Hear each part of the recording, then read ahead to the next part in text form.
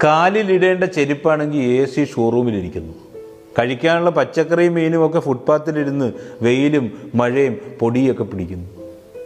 ഹോട്ടലിൽ നമ്മൾ പോയ ആഹാരത്തിന് ഓർഡർ കൊടുത്തിട്ട് എത്ര നേരം വേണേലും കാത്തിരിക്കും.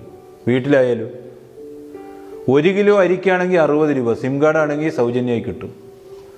കല്യാണത്തിന് മലയാളികൾ മാത്രമേ ഉള്ളൂ, ഒരു വിദേശിയും വരാനില്ല. എന്നാലും നമ്മളൊക്കെ കുറി ഇംഗ്ലീഷിലടിക്കുന്നു.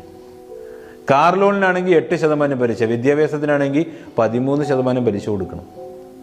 നാട്ടിൻപുറത്തെ സാധാരണ പണികളൊക്കെ ചെയ്യുന്നത് നമുക്ക് കുറച്ചിലാണ്. വിദേശത്ത് യാതൊരു മടിയുമില്ലാതെ ഇരുട്ട് വെളുക്കെ എന്ത് ജോലിയും ചെയ്യും. വലിയ വണ്ടിയും ചെറിയ വണ്ടിയൊക്കെ നമ്മുടെ നാട്ടിൽ ആക്സിഡൻറ്റിൽപ്പെട്ട ചെറിയ വണ്ടിക്കാരനെ ആശുപത്രി കൊണ്ടുപോകും, വലിയ വണ്ടിക്കാരനെ പിടിച്ചിടിക്കും. അതിർത്തിയിൽ തീവ്രവാദികളോട് ഏറ്റുമുട്ടി മരിക്കുന്ന ഷൂട്ടർക്ക് 10 ലക്ഷം.